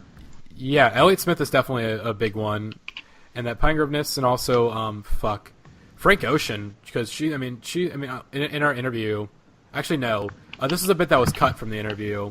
Like, she had been listening to, like, Blonde is like she fucking loves Blonde, and it kind of has that. I can definitely hear a little bit of the Blonde influence in this album a little bit too. Here's the deal. If any artist is making good music in 2017, it is at least a minimum of 1% inspired to as much as 100% inspired by Blonde by Frank Ocean, because it is one of the most definitive and important texts of the 2010s. And if you're making music, there's no way you can't at least a little bit think, like, I want to make this like Blonde. Like, no matter what genre you're making, I feel like Blonde is going to be an album that just the way that album is written, like the kind of style of it, it's just going to seep into, like, all of music for the next 5 to 10 years. Like, so I've seen so many artists that I just, like, wouldn't even expect to like check Frank Ocean as a like reference point. Like, the new Afghan Wigs album was, like, super inspired by Frank Ocean. Like, straight up, like, he loves Blonde, and, like, stuff like that, like, all across the spectrum, people were just like, yeah. So I think that can be a good or bad thing, because basically that just means minimal. I mean, like, the kind of like the subtext of that means that artists are going to embrace minimalism, which I think it's good. More than just minimalism. I think calling Blonde minimalism, it definitely is like a huge shift toward minimalism and sound. But I think what makes Blonde is not just minimalism, and I'm hoping that is not just as simple as that, because I think minimalism is not necessarily good for everyone. Like, there's lots of albums that are just, like, super maximal production, but I think it's more kind of the way he writes songs, the way that the thing that makes Blonde special for me is not just the way that it's, like, produced or written or anything. It's just the way that, like, everything is so carefully considered, and, like, the way that it is so emotional and personal, but also being so, like, poetic and hard to grasp and vague at the same time. And anyways, we need to stop talking about Frank Ocean, because I will keep going, brother. But yeah, I definitely see the influence that could have on this Lomelda album for sure, and I like this album a lot. It's one that I need to give more time to, because it's just, like, I've listened to it a few times, and every time I've kind of been doing something else, so it's just kind of like, this is really, really pretty and pleasant and nice, and I know there's more substance there that I really need to dig into, but I, like, haven't given it that kind of a listen yet, so I need to do that. All right. That's all I have to really say. Next album we're going to talk about, the new album from Alex Cameron, Force Witness. AJ, we're on the Alex Cameron squad for this one. Oh, we're the stands, baby. Which we need to get Jeremiah on this one, because I know Jeremiah would love it. Yeah, this is easily the funniest album of 2017. Mm-hmm. It's goddamn hilarious. The lyrics are, like, so fucking grossly misogynistic and very like uncomfortably like. There's a lot of songs about like dating teenage girls on the internet, and like I think every single song on this album has the word pussy in it at least twice. But yeah. It's just fucking like it's really vile and really kind of like has a twisted sense of humor to it. It's funny as hell, but I really dig this album. It's a very smartly written album. It's essentially it's a really great synth pop like album that essentially goes on the ills of toxic masculinity. As you know, a lot of the lyrics deal with like they have all these protagonists in these songs, and they're just like awful human beings. But the thing is that they're not like an unimaginable awful human beings. These are people that are like, oh, these are people that are like probably like they could be very real people, and that's kind of freaky. Yeah. And that this is just very smart like satire, but also is full of bops. Like there's just tons of really great songs here. Like the song with Angel Olsen, "Stranger's Kiss," is just a fucking great duet. Oh yeah, and this is like almost if the Killers album this year disappoints you, this has a lot of the Killers influence. Yeah, I was on just going to ask, is this the album that Brandon Flowers was supposed to collaborate? Well, not to ruin anything, but let's just say that if you're a fan of Brandon Flowers, you might want to listen to this album, particularly the last song.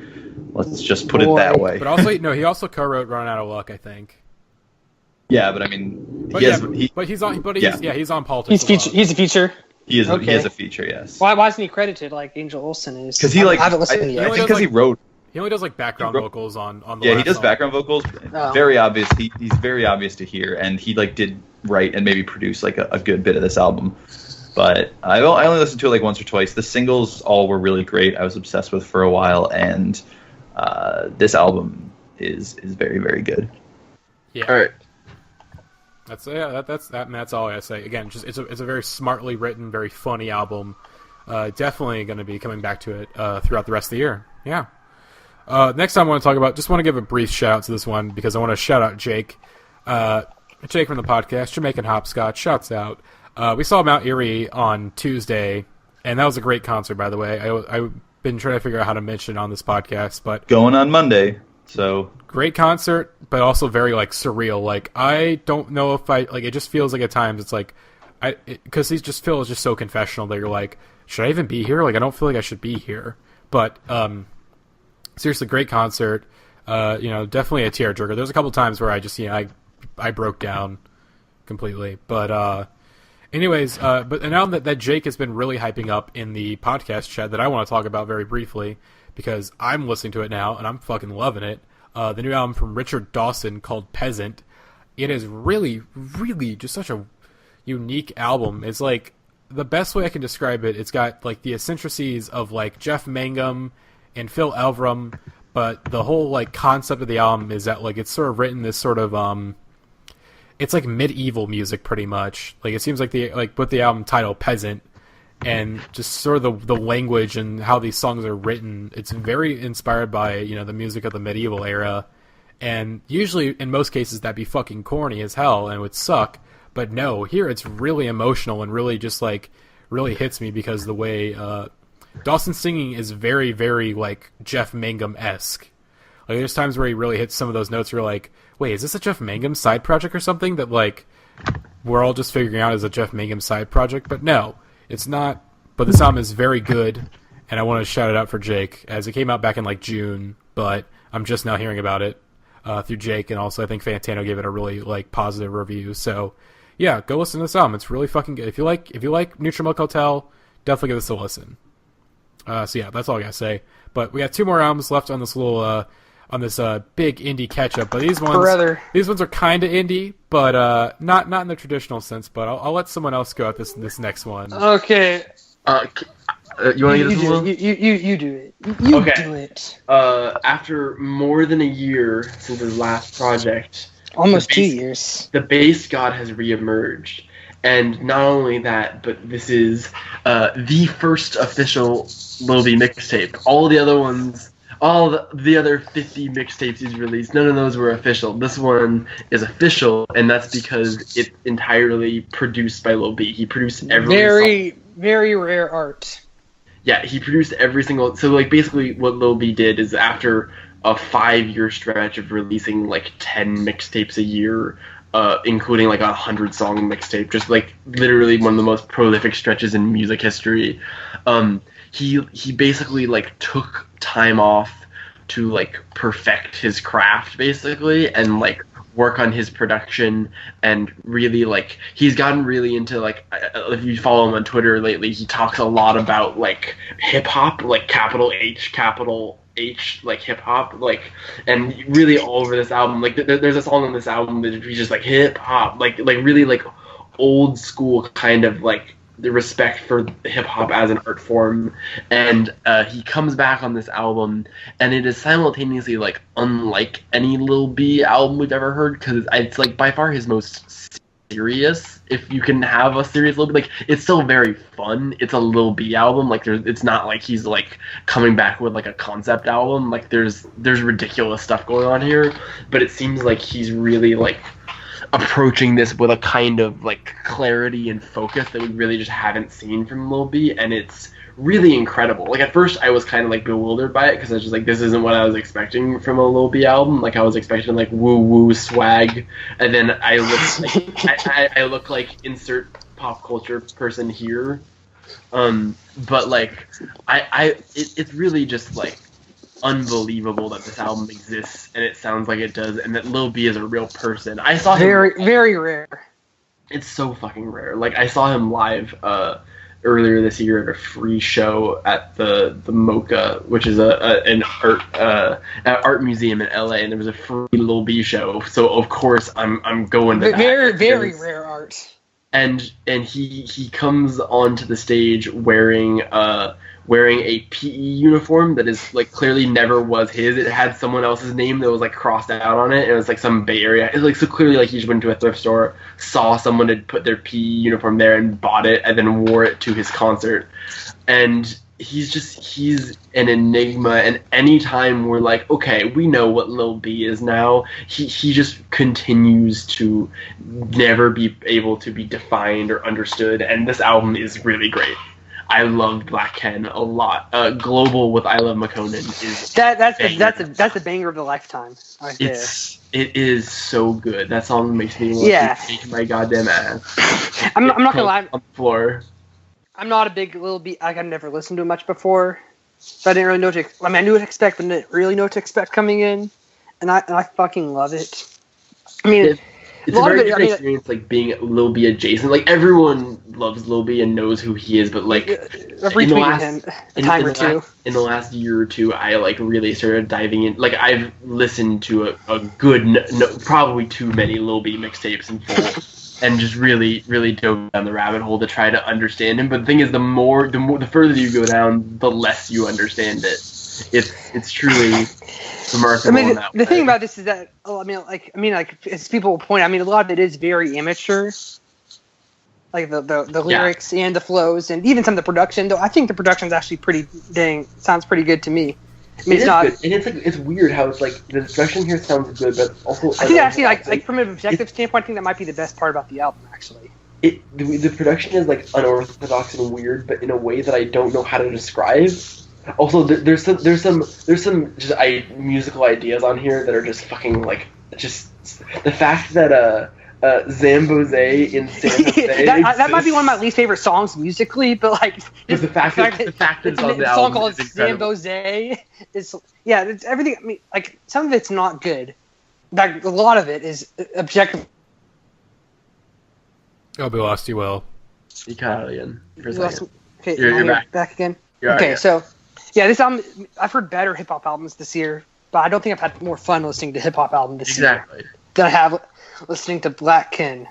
Is it too long? Most absolute certainly. I think you could get the last 10 songs, mostly.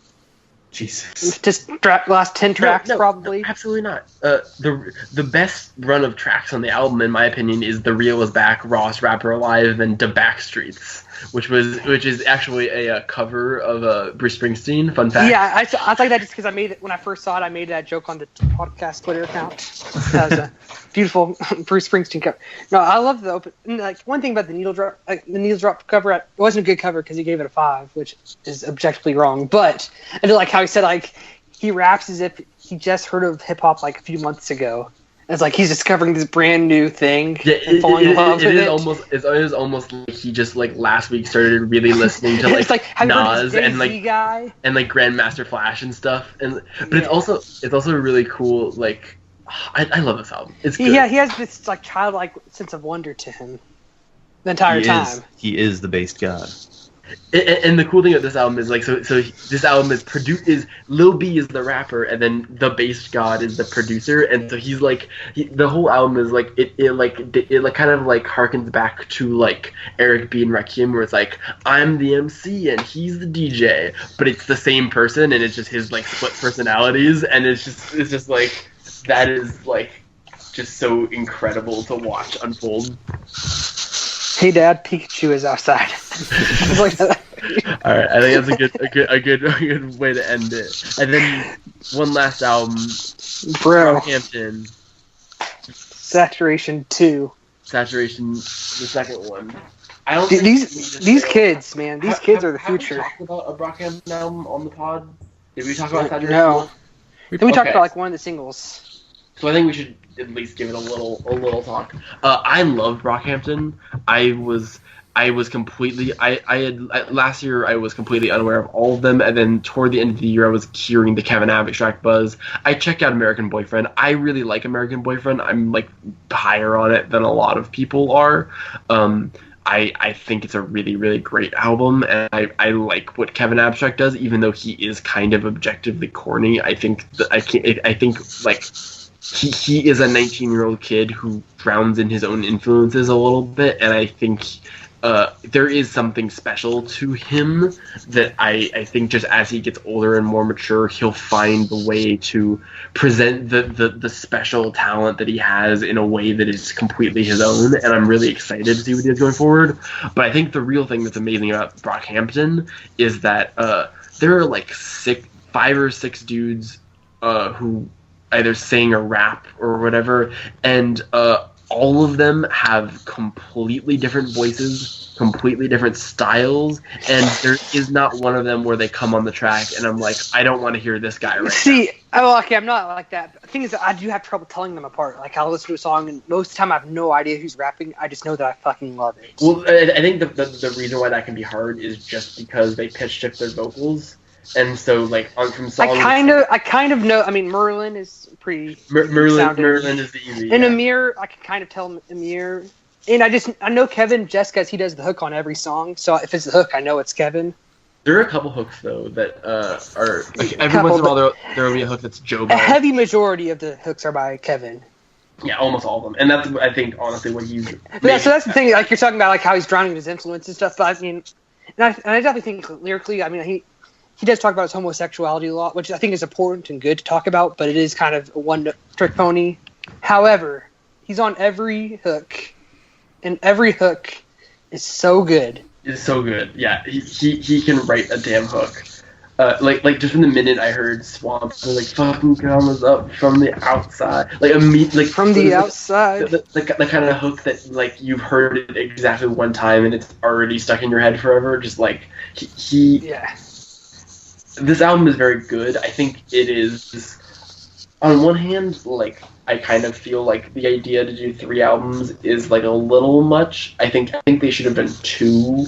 Would have been, but the thing is, basically what they've been saying is they're saying, like, we're into this incredible space creatively right now, where we're just, like, able to crank this shit out at a very consistent rate. Like, most of these songs on these albums are good, and they're doing it so fast and so, like, and they're having so much fun doing it. They're just like, we're just in this moment of like creative explosion, and we're just like not going to limit ourselves. Because really in 2017, it's really hard to oversaturate any market with anything, because we're just like in a perpetual state of oversaturation with all of our media. And so it's like, really, I don't think they're doing a lot of harm. They're just kind of whipping up their fans into more of a frenzy, appealing to their base, as it were. And I'm here for it because I think all of these dudes are really talented, but I'm also excited for, like, I'm excited to hear the 3rd Saturation. I'm probably gonna enjoy it a lot, and then I'm excited for them to go away for a bit and then craft the 3rd one. Because I mean, to go away and do solo stuff and to do whatever the next chapter in this group is, and hopefully that chapter is Amir Vaughn's solo album, because holy shit, Amir Vaughn is really good at rapping, and I will stand forever once we get that solo album. I know Matty's excited for that one. Is he not? He's been on the record saying he wants that album. What, Amir Vaughn? I mean, yeah, because he's the one who stood out the most to me throughout the first album. I'm interested to see what he does. But also, I kind of say that mainly just because I said that he looks like a combination of Vince Staples and Dean Blunt.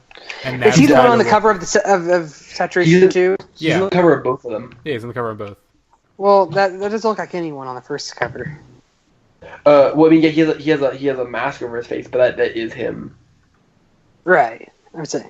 But no, I think these albums, like, they're very sonically and lyrically in the very similar vein, so I get why they're released. So, like, I get why it's Saturation and Saturation 2, and why the Saturation 3 is probably going to sound almost exactly like this. Although the only thing I will say is good. I think my comparison between the two is Saturation 2 is more consistent front to back. I do, yes, I agree with that. And then I think Saturation 1 has higher highs. Like some of the exactly.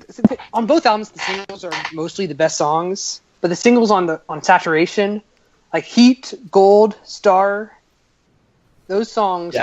Star owns this. Fake is probably my favorite song by them. Fake is really good. I love that West Coast bass.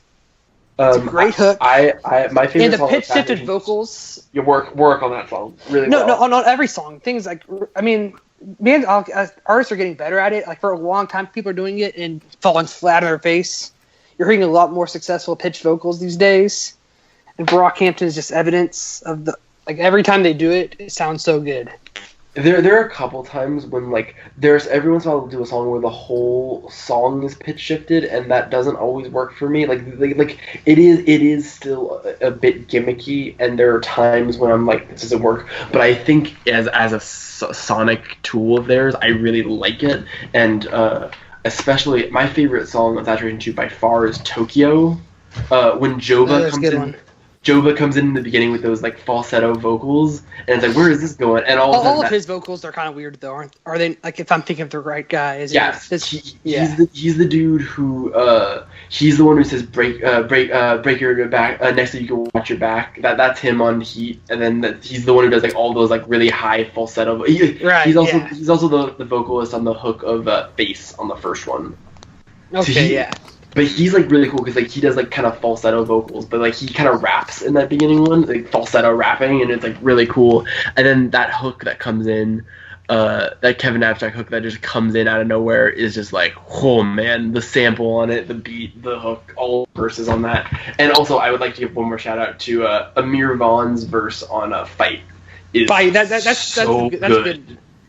It's kind of low. It's low hanging in the commentary, but like it gives that commentary better. Like, for example, Joey Badass had an album that was basically entirely that verse, but in one verse he did it better than Joey Badass's entire album. I think his was a little different. Like, Joey Badass's album was very, like, positive in message, like, about, like, coming together and as, like, American people. And I really like that Joey Badass stuff, but this is, like, he's fucking angry. He is so pissed off and fed up with. But he's not like he's not yelling. He's not like yelling or anything. Like, yeah, but he doesn't need. It's this pretty straight delivery. Like, just like what's with the words? Yeah. No, like he's like really like snarling and like fuck you. And he just pulls zero punches in the way that he like describes like kind of like how he feels as a black man in America and how that has just been like imprinted on him since day one in his life. And obviously it's like stuff that other artists are talking about. I'm not pretending like he's the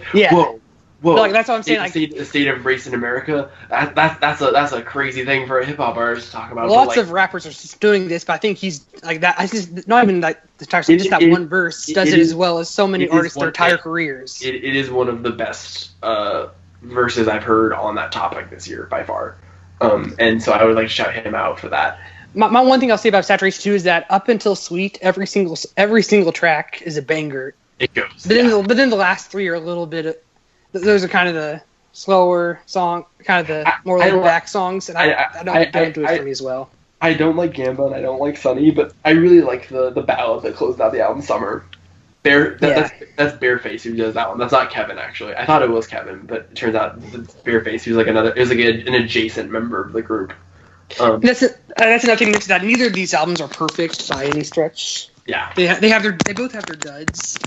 But as accumulating as a whole, like both these albums is some extremely good shit, and you add a third one coming later this year, hopefully. It's really crazy how their strategy has very much worked in that from the beginning this year they went from like basically nobody's to like they've just like cemented themselves, and they're not selling any albums, and like people are like a lot of like Twitter loves to like shit on Brockhampton because like Saturation 2 sold like less than 10,000 units or something like that, and everyone's like, oh, they're trash. No one likes them. They're just a bunch of crazy. Why would anyone? I mean, they're streaming it. No. That's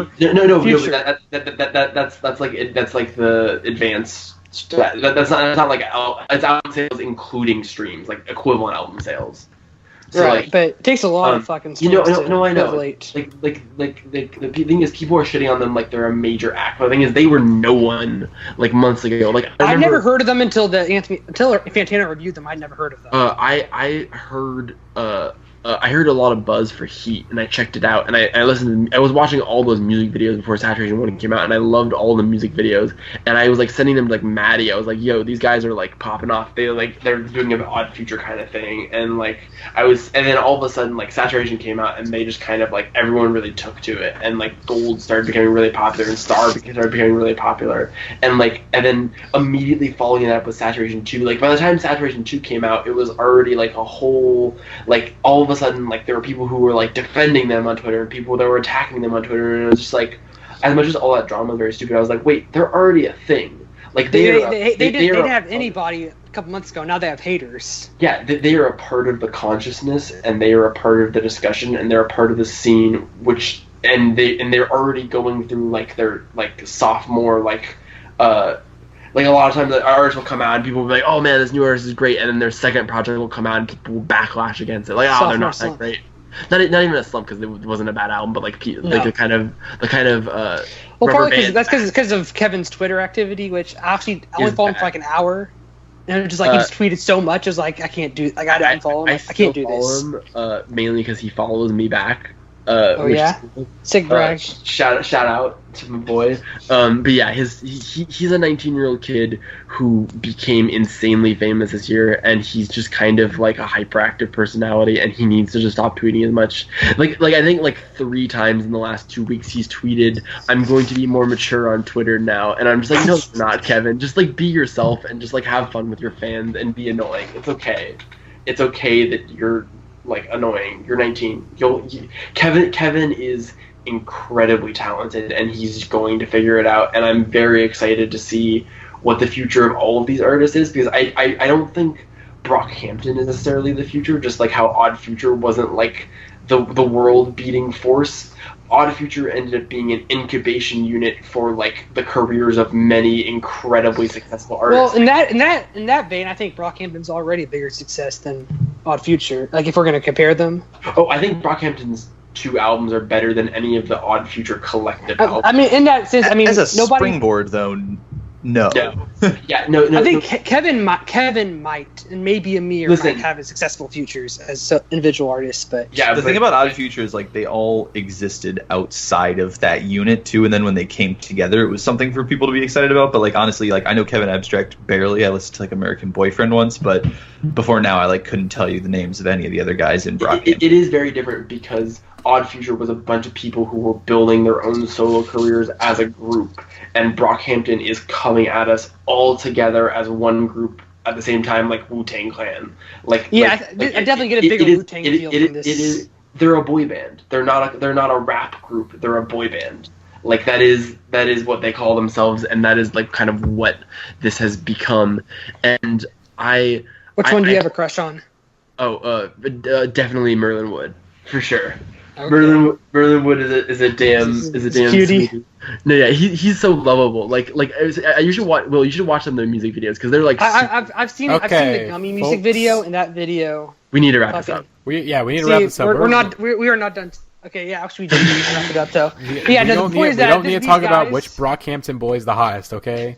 They should sell posters at their concerts of individual Brockhampton boys so I can smooch them on our walls. That's a pretty good idea. Anyways, the point is that these guys are the future of hip hop, and if you're not on it, then you're not with it. I'm not with it then, because I'm not with it. I'm not gonna talk about them anymore, but like I think whether you're on the train or not or whatever, I think they're just fascinating. I think the moment that they're having right now is just incredibly interesting to me as someone who went through the whole Odd Future phase and just kind of seeing. I wrote an article about it. I'll plug real quick. You can go check out about. I wrote an article about Brockhampton and about XXXTentacion and about like basically like the legacy of Odd Future like 5 to 10 years later, and like the good lessons that were learned from Odd Future and the bad lessons that were learned from Odd Future, and like basically about these two artists, kind of comparing and contrasting them as two people who clearly grew up like listening to Tyler the Creator and Frank Ocean and shit like that. And so it's just really fascinating to me, and I'm excited to talk about them more and kind of hear more from them in the future. Yeah, what I'm probably going to do is just combine all 3 albums as one album on my AOTY list. Yeah, me too, probably. It'll probably be my top 5, like if I combine all 3 of them. Yeah. If I'm hedging my bets. Because this is definitely the most exciting thing to happen in hip-hop all year, I think. That's enough. All right, so... Besides Mark Kozlek. Besides... and this podcast just got 2 hours longer. Don't get me started, brother. Okay, okay. Hey, I hope you guys enjoyed this podcast. Come back next week, as we'll be talking about the new National album, which we conveniently did not talk about on this one, but we will be talking about it next week. So be on the lookout. Take care, folks. So, bye, guys. Hope you're doing well, bruh. We'll see you guys next time. Peace. And thanks, Album of the Year.